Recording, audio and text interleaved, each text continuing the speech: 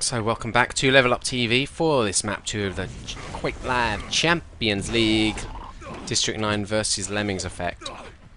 Let's just get this in focus. And first map going to LE, about 10 frag margin in the end. Should have written it down really, shouldn't I? But they were in lead for the whole map pretty much, just couldn't extend it any further really. Now this map, old school OSP DM6 of course, named Intervention. A little bit different kind of play to this. We'll have to see how the two teams do choose to play it. We saw yesterday EK and whoever they played, forgotten, play quite aggressively on their edge. Both teams moving in, trying to take control of it. Sometimes you get teams that are quite happy to sit on the rail yellow side of the map, mop up those two yellows, hit a lot of rail shots. I mean, you have to put a lot of pressure on the red still.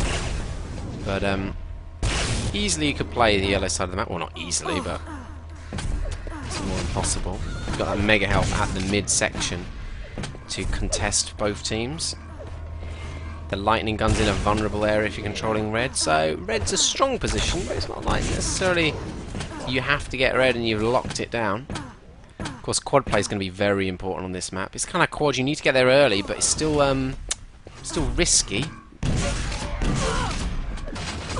A bit like deep inside, I guess. Somebody can just dive in and steal it last second. Maybe not as such a hidden route. Probably the best way going to be dropping down from the window position to grab that one. But a single power-up map on this occasion, as opposed to the previous. Should be exciting. So let's have a look at the teams quickly. Shackle, Cross, Unity, and Dabra for D9, and for LE, Dimitri, Kinko, Spawns, and Snake OMG. I'm going to predict maybe that D9 take this, and we might go to a third map in Grim Dungeons. Could be exciting. The first map was pretty close and exciting, so I'm looking for more of the same.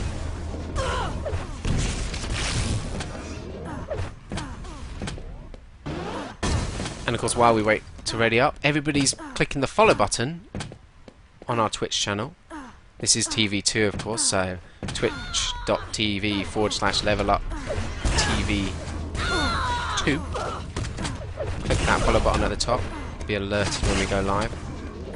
On top of that, if you're watching it on the VOD, you're obviously going to click the subscribe button on the YouTube channel. Obviously, who wouldn't? Remember our Twitter at LevelUpTV. And our Facebook /LevelUpTV. Go and click the lovely little like button. Prepare your team. And that's perfect timing. So I just predicted it, didn't I? It's amazing, that. We're ready to go.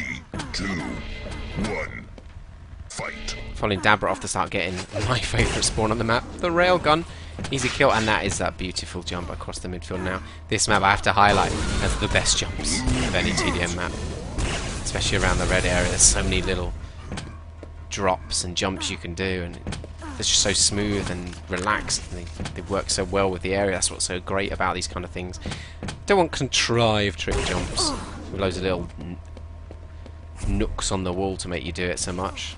I want stuff that's built into the structure of the map. That's a very early quad. Kinku did manage to grab it. Dabra saving the day there with the railgun.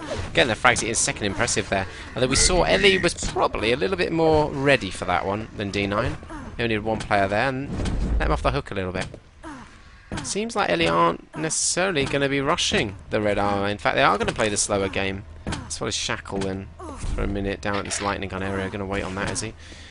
Very good area to play around there. Actually goes aggressive. That's an amazing rocket kill. Just popped him up so perfectly. Takes out Spawns and confiscates his lightning gun and away. Thank you very much, Spawns. Oh, that's a great rocket itself on Dimitri. Finishes him off with a lightning gun. He needs that mega. It does just miss out on it though. Kinku manages to grab that one. He's got a big health advantage now. Rocket launcher and rail.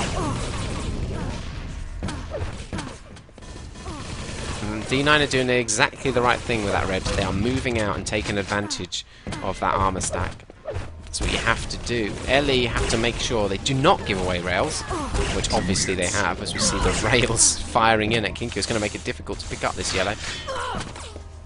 On top of that, they need to hit a lot of rail shots to make it an even game. Let's switch around to somebody who's in the battle. Well, Shackle just dived his up. Well, that was silly.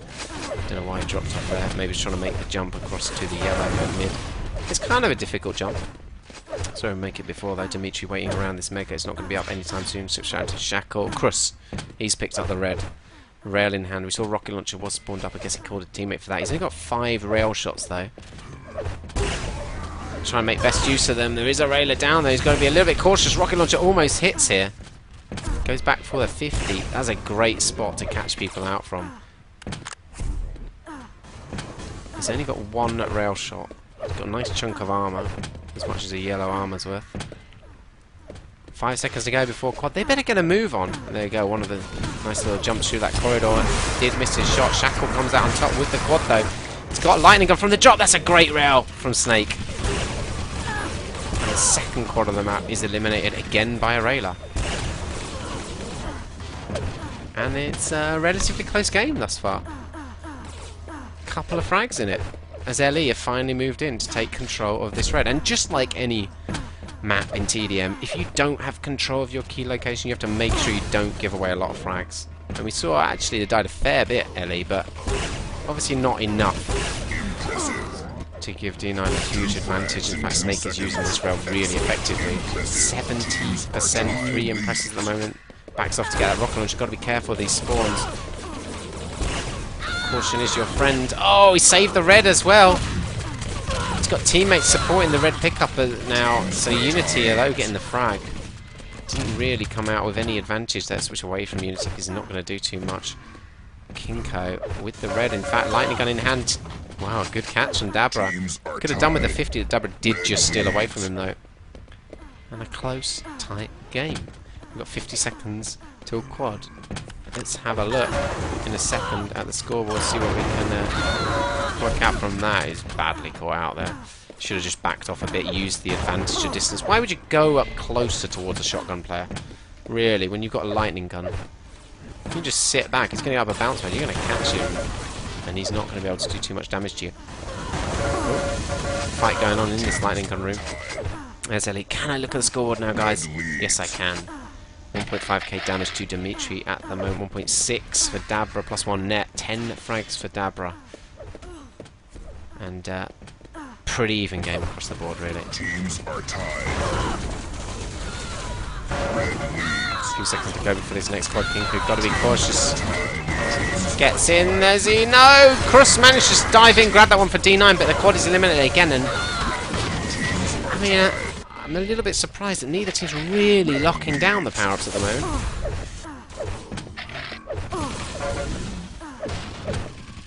Have to do better in that area. Anyway, Unity, lightning gun in hand, now gets a bit of armor. Now is your time, Unity, to shine.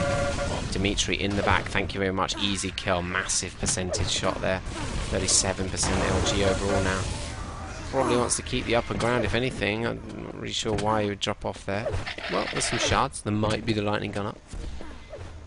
Looks like his team have got the upper ground anyway, so that worked out alright. Lightning gun in hand now. Spawner right behind him, going to use most of his ammo on that one.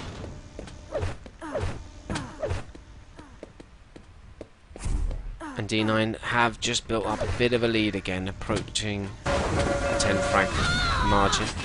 Kind of thing I would expect. I mean, I honestly do think D9 probably got a slight advantage on this map, considering the experience of their old school players. Ellie are not such an old school Quake 3 team. I don't know how much they've practiced this map. As I say, Ellie are very active, so would have played it quite a lot, I'd imagine, still. That's what's great about fixed map tournaments. You don't really have an option. You have to play these maps. You know what maps are coming up. You've got a week to train them. If you don't train them, your own fault. You don't like the maps, then I guess you don't have to enter, but I think some of these old maps are great. Intervention's actually always underrated.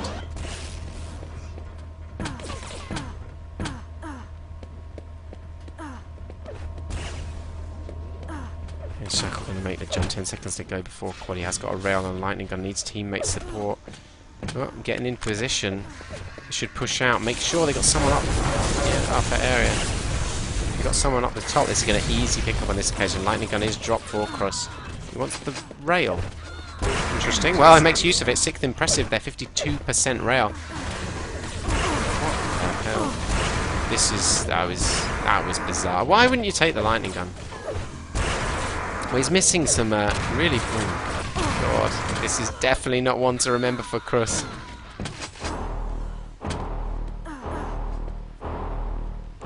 And despite that terrible run, I look at his ping though, he is, 90 odd ping. That makes sense why he didn't want the lightning gun. Kind of looked like that when he was railing. But despite that, not especially effective quad run. We're looking at closing in on a 30 frag difference all of a sudden. Amazing turnaround, and that's just kind of where you get that experience from. You can expand out and take advantage of the situation, get the frags you want.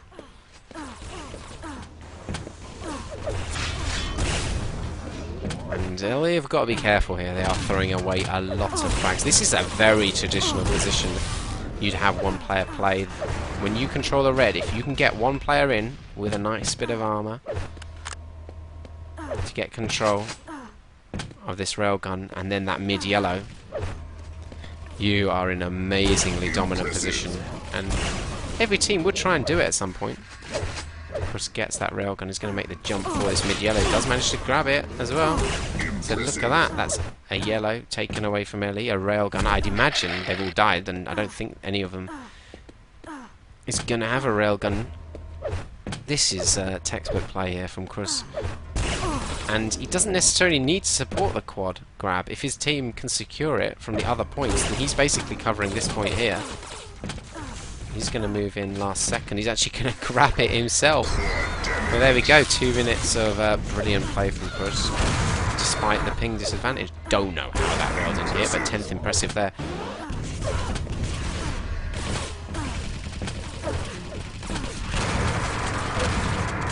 And 2 frags on this run. He's doing better already.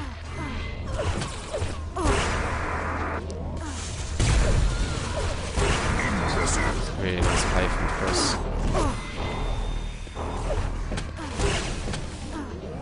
And back in control of this mid-yellow and railgun.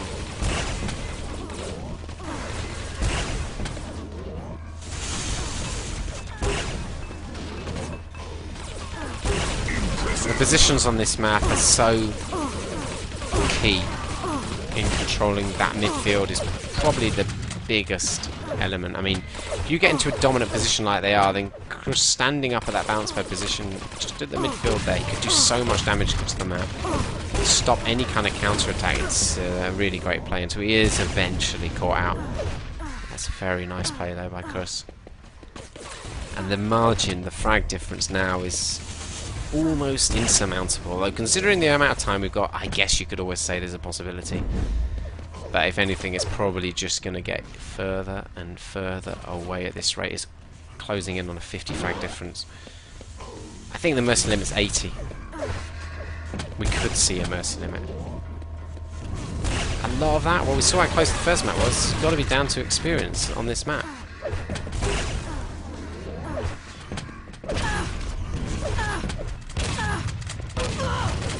Just knowing what angles to take up, what are the key areas you want to control, how you want to move out when you've got an advantage.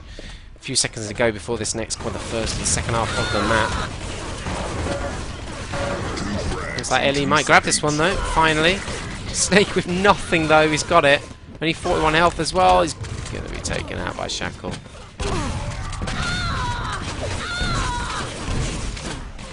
As they hit a century. 40 odd frags ahead.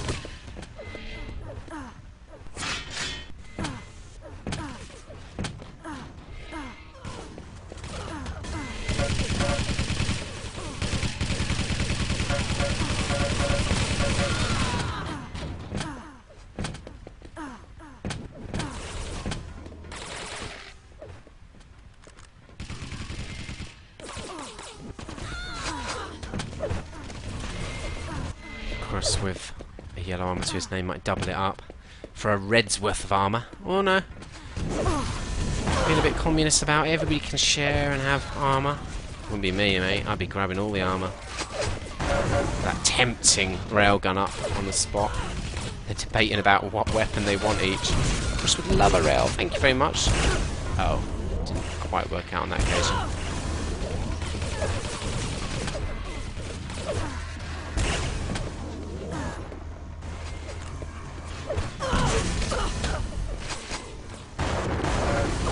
mean, it's difficult to really say how Ellie at this point could get back into the game. They do have control of red, so that's, you know, a step that can go forwards. I don't think D9 are particularly interested in attacking it wildly and taking back control. They need to utilise that red. Be aggressive on the rails. Don't let D9 get a lot of rails. A lot of it has to come probably from a quad play, so stay tight in the upper red area, so you lock down the quad from above and then go there early enough to stop D9 getting a good position on it. But 5 seconds to go. We see Snake moving in, and looks like D9 have got position on it already. So he's going to grab this one. Shackle in the end. Perfectly timed for Mega. Lightning gun in hand. Rail looks so tempting. Decides against that though. Red armor's up. He does miss out on it. He would love that lightning gun that's dropped on the staircase. Oh, railed from below by Spawns though. The counter kill by Chris in the end. Yeah. Not going to bring it back, are they? So I guess we're going to be looking at a third map at this rate. So Ellie needs to focus a little bit here. They don't want to get too angered. 15 impressives by Chris. I mean, this is honestly a very rail heavy map if you play it that way. It's a lot of great angles for rail play. Uncounterable positions, for example. It's very hard to get in at somebody who's railing from that yellow rail side of the map across the mid, because it's a raised platform. You can't come in from low. You have to take a very open route to it, or go the long way around the back towards the lower yellow, we'll call it, the second yellow, through the quad. Come up round low behind, so it's just not an easily counterable position to rail from. So we can get a lot of rail shots away, and if you know all the angles and positions, same with every map though, that the railgun can do an insane level of rail damage across the map.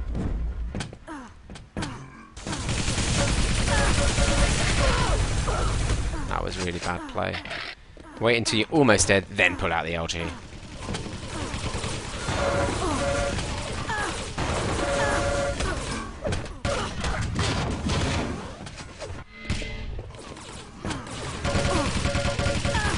Few seconds to go before this third from last quad. Looks like D9 have secured it again. This time in the hands of Chris again. Although, don't really know why he didn't have a weapon. Paid the price for that one, so look at some of the spawn stats. 66% rail, 37% MG. They're the kind of stats you want to be hitting. You just don't want to be 50 frags behind.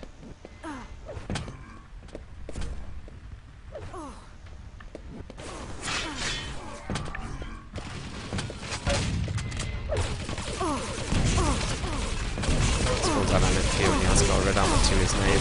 Lost it all, getting one measly kill though with the rocket launcher. Trying to chase it out. It's the wrong areas really to be diving in, losing position to get a rocket kill. It is again a very positional map. You can't really be affording to losing high ground just with kills like that. I don't think either team's really looking like an absolutely dominant team on this map though. I'd love to see a matchup of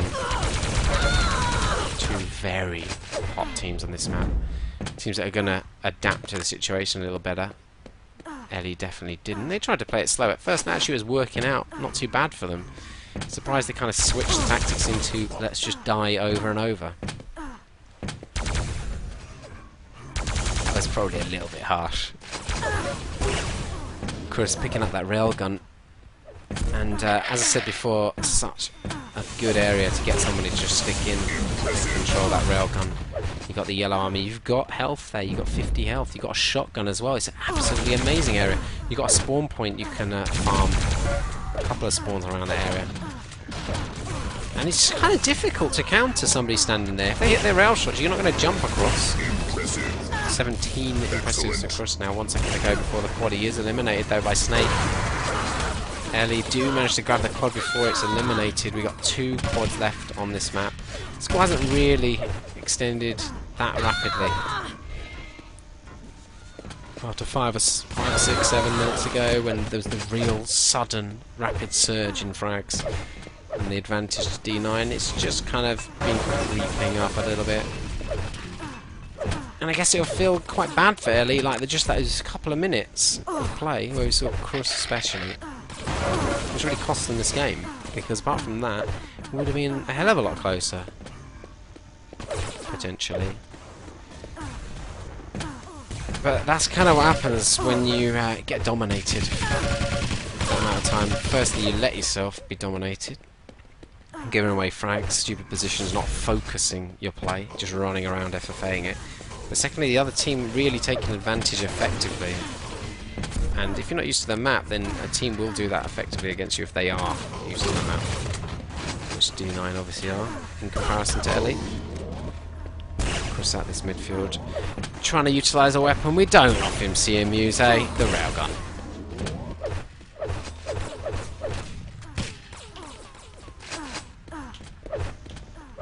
He's the bringer of gifts there. Desperate to give away the lightning gun. Obviously doesn't want to use it with his ping. Interesting to see how the third map is going to suit him with that ping, Grim Dungeons. High pings, do you think it suits people normally? A map like Grim Dungeons? Not sure either way really. Rockets aren't exactly ideal, but then corner spamming is. Not especially a rail map though. 5 seconds to go before this final quad of the map. Lucy dropping off for his turn, particularly impressive, and Spawns comes out with the power up.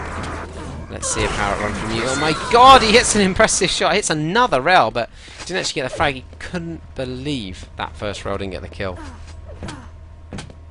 1 minute warning. Chris was sporting a mega health.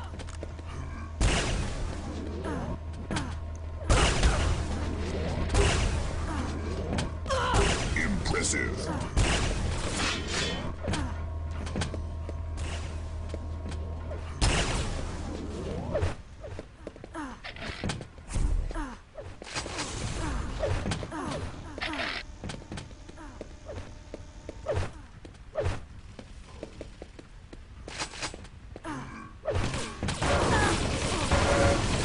So much of Dimitri.